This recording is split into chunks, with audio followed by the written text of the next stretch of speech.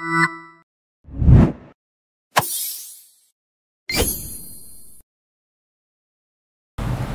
semuanya, balik lagi di podcast kita yaitu Osatok, podcast belajar bagi kita semua. Nah teman-teman, masuk edisi Ramadan nih, nggak kerasa kita sudah Ramadan aja ya teman-teman. Padahal kemarin masih makan siang di rumah ya teman-teman, di jam-jam kayak gini. Oke, gimana nih teman-teman puasanya di rumah, lancar atau enggak nih? Kalau lancar ya alhamdulillah ya teman-teman. Kalau nggak lancar ya dilancarkan lagi teman-teman. Tetap semangat ya teman-teman. Oke, pada edisi spesial Ramadan kali ini kita akan sesi tanya jawab nih teman-teman, ke narasumber yang hebat tentunya, yaitu kita akan sesi tanya jawab mengenai apa saja sih keistimewaan pada bulan suci Ramadan ini teman-teman. Oke, mungkin dari teman-teman itu sudah banyak yang tahu keistimewaan dari bulan Ramadan, tapi mungkin dari teman-teman juga masih ada yang belum mengetahui ya teman-teman, apa sih keistimewaan dalam bulan Ramadan. Oke, langsung aja kita ke narasumbernya, yaitu ada Pak Wildan sebagai guru agama di SMK Negeri 1 Adiwarna. Halo Pak Wildan. Halo Mas. Oke, gimana kabarnya nih Pak Wildan? Sehat nggak? Alhamdulillah sehat. Oke, bisnis di rumah masih lancar gitu Pak? Alhamdulillah masih. Oke, di sini Fahri dan teman-teman di rumah penasaran nih Pak, keistimewaan yang ada di bulan Ramadan. Mungkin izin tanya jawab nih Pak kepada Pak Wildan. Boleh. Oke, mungkin pertanyaan yang pertama, di bulan Ramadan ini kan bulan yang suci, bulan spesial, dispesialkan oleh Allah Subhanahu Wa Taala. Nah, salah satu keistimewaan di bulan Ramadan ini apa sih Pak? Bisa dijawab Pak? Ya, terima kasih Mas Fahri untuk pertanyaannya. Jadi bulan suci Ramadan yang istimewa ini tentunya banyak keistimewaan di dalamnya ya, karena bulan suci Ramadan itu diberikan oleh Allah khusus kepada umatnya Nabi Muhammad SAW. Allahumma sholli alaihi. Untuk keutamaan yang pertama ya, ketika kita berada di bulan suci Ramadan, tentunya semua amal ibadah kita itu pahalanya dilipat gandakan daripada pelaksanaan di hari-hari biasa. Itu yang pertama. Kemudian di bulan suci Ramadan itu adalah momen yang pas bagi kita semua umat muslim yang ada di dunia ya, untuk memohon ampun kepada Allah, karena pada bulan suci Ramadan ini semua dosa-dosa kita yang terdahulu itu akan dihapus, akan diberikan ampunan oleh Allah Subhanahu Wa Taala. Itu adalah beberapa istimewaan atau keutamaan di bulan suci Ramadan. Selain itu juga di bulan suci Ramadan ini itu dikenal sebagai bulan suci turunnya kitab suci Al-Quran, yang biasa kita kenal dengan Nuzulul Quran ya, bahwa ada beberapa ulama yang berpendapat ya, Al-Quran diturunkan pertama kali pada malam 17 Ramadan. Kita tahu bahwa kitab suci Al-Quran itu adalah kitab sucinya umat Islam, berisi petunjuk dan pedoman hidup bagi kita yang menjalankan ya, insya Allah akan diberikan kebahagiaan baik di dunia maupun di akhirat. Begitu Mas Pak. Oke, dan juga ada satu keistimewaan lagi nih Pak, kalau nggak salah itu di 10 hari terakhir tuh Pak, itu kan ada satu malam, itu bisa dijelasin nggak itu malam apa Pak, yang dikatakan bahwa itu malam yang lebih baik dari 1000 bulan Pak? Oke. Ya, betul sekali Mas Fahri. Ya, jadi di sini ya, di dalam bulan suci Ramadan Allah Subhanahu Wa Taala memberikan kado istimewa buat umatnya Nabi Muhammad. Ya, selain pahala dilipat gandakan, itu di 10 malam terakhir bulan suci Ramadan itu Allah menurunkan malam yang begitu istimewa, yaitu malam Lailatul Qadar.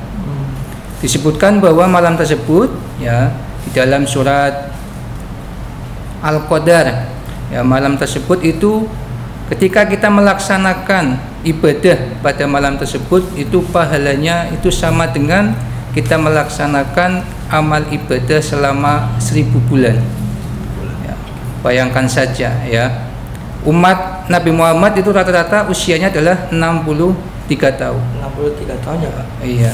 Kalau kita bisa meraih malam Lailatul Qadar, ya itu pahalanya ya 1000 bulan itu sama dengan 88 tahun. Itu untuk 1 tahunnya. Apabila setiap tahun kita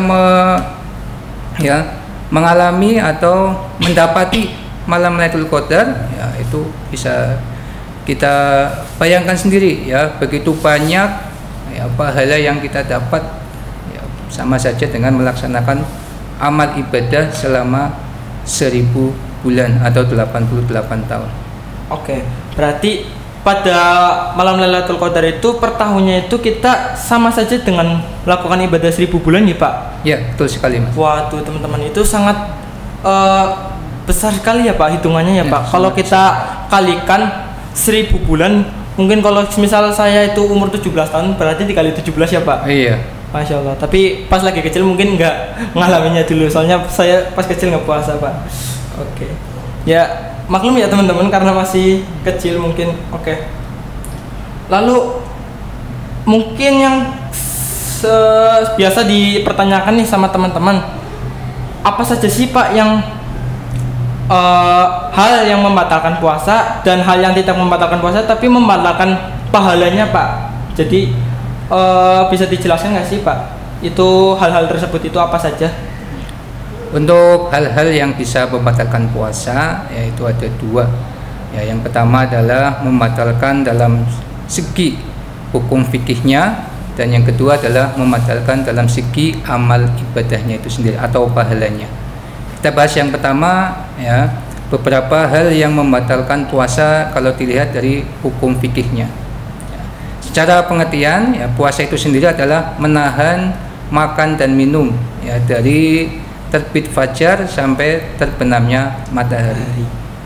Jadi apapun itu ya, baik makanan ataupun minuman ya yang berupa apa saja, ketika dimasukkan ke dalam tubuh kita maka itu bisa membatalkan puasa. Selain itu juga ada muntah yang disengaja. Tetapi kalau ada orang sakit kemudian tiba-tiba perutnya mual kemudian muntah, itu muntah yang tidak disengaja itu tidak membatalkan puasa. Jadi muntah yang bisa membatalkan puasa itu adalah muntah yang disengaja. Kemudian misalkan lagi ya, dia itu memiliki penyakit ayan. Ya, ketika dia berpuasa kemudian penyakitnya itu kambuh ya, sehingga dia itu kehilangan kesadaran, maka itu bisa membatalkan puasa. Oke. Kemudian juga ya, ketika dia ya sedang melakukan ibadah puasa kemudian dia sakit kemudian dirawat di rumah sakit, ketika mendapatkan infus atau mendapatkan pelayanan transfusi darah itu juga bisa membatalkan puasa. Dan juga berhati-hati ya bagi kalian yang sedang melakukan ibadah puasa, yaitu ketika membersihkan telinga, ketika membersihkan hidung itu jangan terlalu masuk ke dalam ya. Karena kalau kita memasukkan jari kita, memasukkan sesuatu ke dalam telinga ya sampai masuk ke dalam ya, atau dalamnya itu berlebihan, itu juga bisa membatalkan ibadah puasa. Itu kalau dilihat dari segi hukum fikihnya. Kemudian yang kedua ya, selain yang bisa membatalkan puasa dari segi hukum fikihnya juga ada ya sesuatu perbuatan yang bisa membatalkan dari pahalanya itu sendiri. Jadi orang yang berpuasa itu hanya mendapatkan lapar dan haus, pahalanya tidak dapat sama sekali ya. Yang pertama ya, contohnya adalah orang yang membicarakan keburukan orang lain atau ghibah ya. Ketika bulan puasa ya, makanya itu ada hadis yang mengatakan ya bahwa tidurnya orang yang berpuasa itu adalah ibadah ya, karena dengan tidur orang tersebut itu terhindar dari bahaya ghibah ya. Jadi saya berpesan kepada kalian semua ya, ketika kita menjalankan ibadah puasa itu kurangi ya membicarakan orang lain. Yes. Selain itu juga ya yang biasa mabar nih ya, bagi kalian yang biasa main game itu kan biasanya kalau timnya kalah itu akan keluar kata-kata kasar ya, kata-kata yang tidak dibenarkan dalam syariat Islam, itu juga bisa mengurangi pahalanya puasa.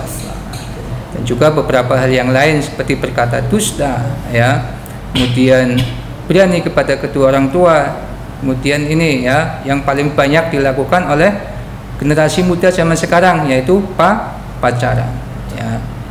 Kalau bisa ini ya, dalam bulan suci Ramadan ini bagi kalian yang punya pacar, yaitu sementara libur dulu pacarannya, ya. Bukan berarti saya itu membolehkan pacaran, tapi untuk menghindari hilangnya pahala puasa, maka selama bulan puasa itu ya libur dulu pacarannya. Begitu Mas Fahri. Tuh, dengerin tuh teman-teman.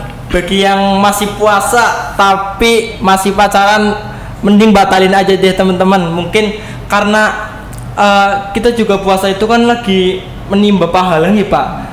Jadi kalau semisal teman-teman mungkin di rumah masih ada yang pacaran atau mungkin apa ya, main game tapi kata-katanya toksik, ya mungkin dikurangi teman-teman agar nanti pahala puasa kalian itu tidak hapus ya teman-teman. Harus tetap sabar teman-teman. Jadi ya hapus aja deh gamenya kalau bisa.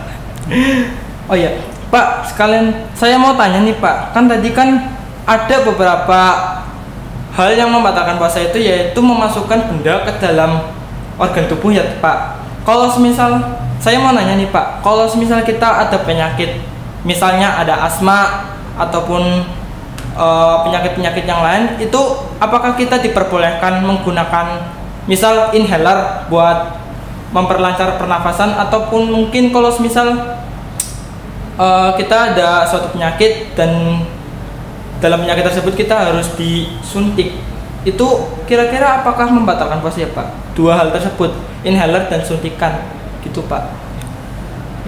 Baik Mas Fahri. Jadi ya semacam tadi yang dikatakan oleh Mas Fahri tentang pemakaian inhaler juga suntik insulin, ya, itu secara hukum fikih ketika kita masukkan sesuatu ke dalam tubuh kita selama kita berpuasa, maka puasa kita itu akan batal. Makanya di dalam Al-Quran itu dijelaskan, ya, ada beberapa rukhsah atau keringanan bagi orang-orang yang sakit, itu diperbolehkan untuk tidak berpuasa, ya, asalkan bisa mengganti di lain hari, ya, supaya puasanya itu tetap terlaksana. Jadi apabila ya bagi kalian yang memiliki penyakit asma, kemudian di tengah-tengah menjalankan ibadah puasanya, ya, penyakit asmanya kambuh, maka boleh untuk membatalkan puasanya daripada nanti penyakit asmanya itu semakin parah, ya, dan membahayakan nyawa. Itu boleh sekali ya membatalkan ibadah puasanya, nanti bisa diganti di lain hari.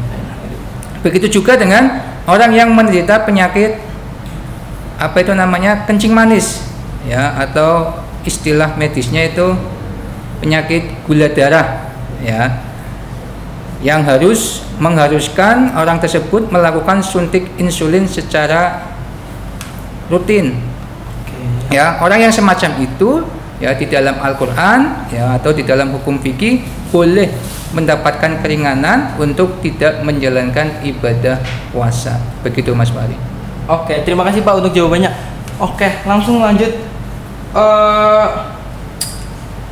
Untuk puasa nih Pak, kan tadi disebutkan kalau misal kita puasa itu amalan tidur itu kan lebih baik daripada membicarakan orang lain nih Pak. Tapi kalau misal kita puasanya itu dari subuh hingga buka itu hanya tidur doang, itu gimana Pak? Apakah masih diterima puasanya atau sama saja berkurang pahalanya? Terima kasih Mas Fahri. Itu pertanyaan yang sangat menarik sekali, ya. Bahkan ada yang biasa mengubah kebiasaannya, ya, ketika bulan-bulan biasa, yaitu malam digunakan untuk tidur, pagi digunakan untuk beraktivitas. Tapi ketika bulan Ramadan itu malah justru sebaliknya. Malam digunakan untuk aktivitas begadang, paginya digunakan untuk tidur, ya. Walaupun ada sebuah hadis yang mengatakan, ya, naumun shaimun ibadatun, tidurnya orang yang berpuasa itu adalah ibadah. Tetapi ya jangan sampai di dunia kalian itu meninggalkan kewajiban-kewajiban yang diberikan oleh Allah kepada umat muslim. Salah satunya adalah pelaksanaan sholat 5 waktu, ya. Ketika habis sahur misalkan nih, ya, itu boleh tidur, tapi nanti harus bangun sebelum matahari terbit untuk melaksanakan sholat subuh. Ya, jadi ya, kalau yang dikatakan Mas Fahri itu kan berarti habis sahur itu tidur full, nanti bangunnya ya ketika mau berbuka. Kalau itu berarti ada berapa sholat wajib yang ditinggalkan? Ya, ada 3 berarti ya. Ada subuh, ya, duhur dan sholat asar. Ya, maka walaupun ya pahala puasanya itu tetap dapat, ya, tetapi juga mendapatkan dosa karena meninggalkan kewajiban sholat 5 waktu. Begitu Mas Fahri. Berarti tetap rugi ya Pak, iya, karena tidak rugi. melaksanakan sholat wajib ya Pak. Iya, betul sekali.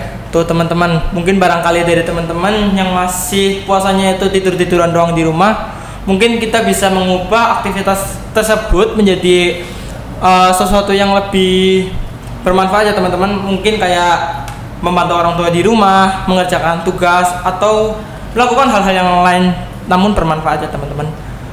Jangan terus main game, tidur, itu sama saja rugi teman-teman. Ini juga berlaku bagi saya karena saya juga masih sering seperti itu. Oh iya Mas Fahri, ini ada tambahan sedikit ya. Apa itu Pak?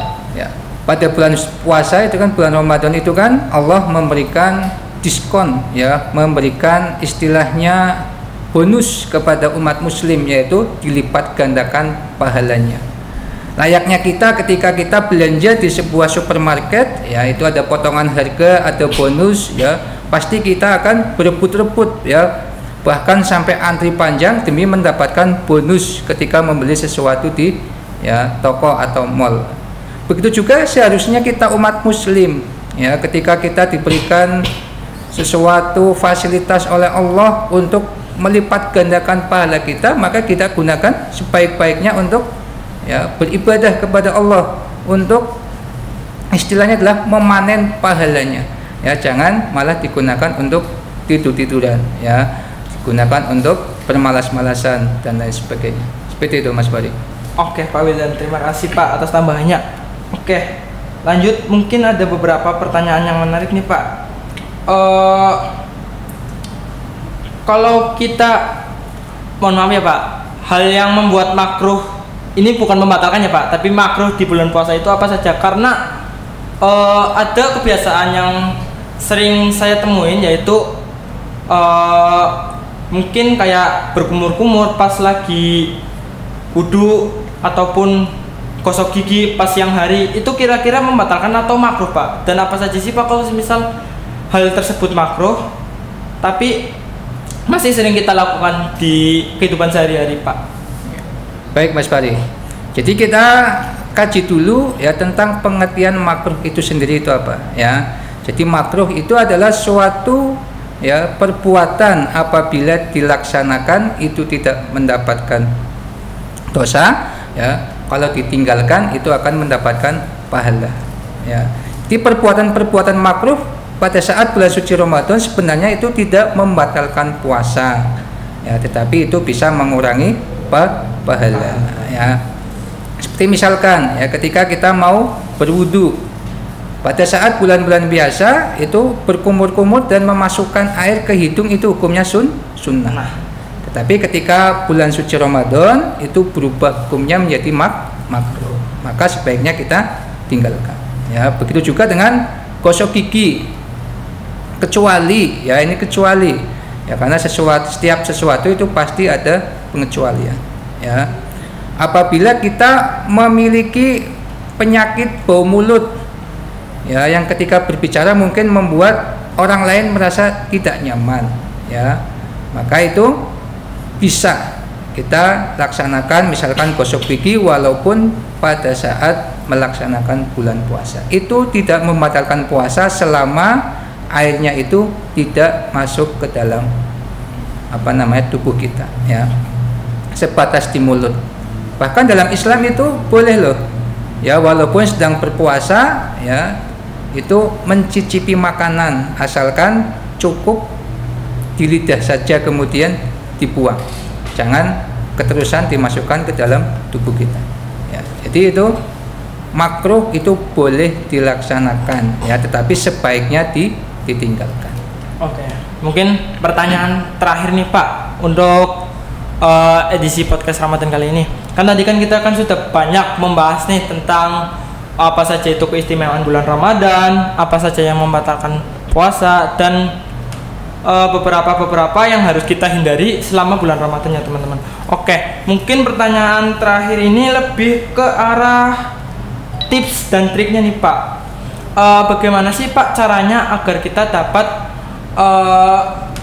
memaksimalkan bulan Ramadan ini dengan sepenuh hati gitu loh Pak. Jadi kayak kira-kira amalan apa saja nih Pak yang bisa kita lakukan ketika bulan Ramadan, ketika pas nuzulul Quran, dan ketika Lailatul Qadar Pak.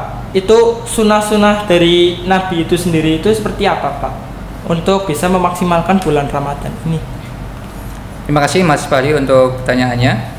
Jadi kiat-kiat apa sih ya yang bisa kita lakukan untuk memaksimalkan ya kita supaya kita bisa mendapatkan ya, atau menjadi pribadi yang lebih baik nantinya ya.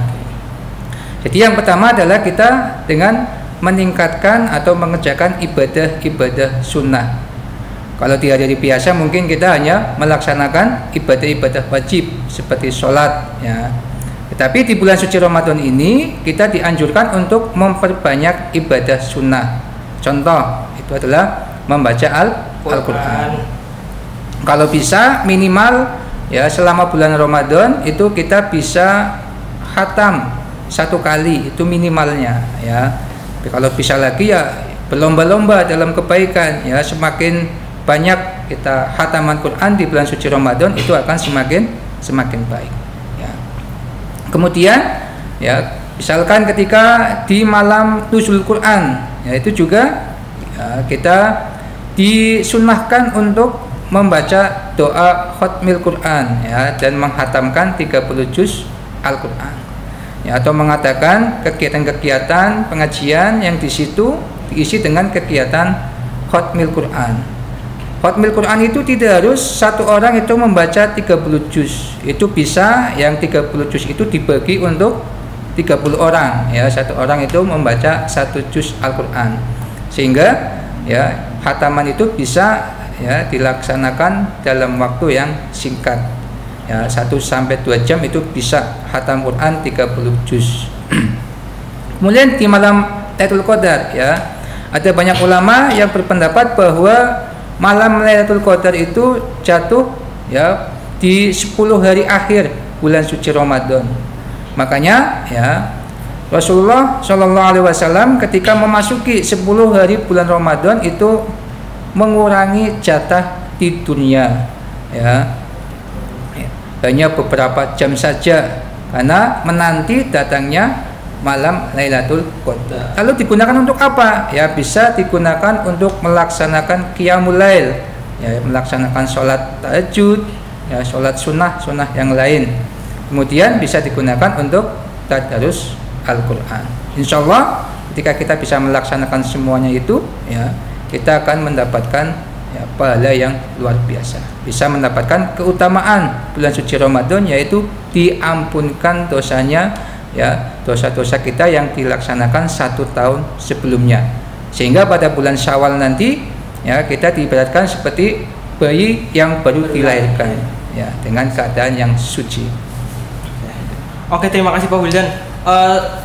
Mungkin satu lagi ya teman-teman, karena aku ada sedikit pertanyaan, mungkin lupa tadi ditanyakan kepada Pak Wildan, yaitu tadi kan kita kan sudah bicara tentang ganjaran-ganjaran yang akan kita dapatkan ketika kita berpuasa ya Pak, yaitu dengan berlipat-lipat gandanya pahala-pahala kita. Nah, tapi kalau kita semisal jika ketika bulan Ramadan ini kita tidak puasa, sengaja tidak dipuasa nih Pak, itu mungkin apa sih ganjaran yang akan kita dapatkan ketika kita tidak melaksanakan puasa secara sengaja gitu Pak?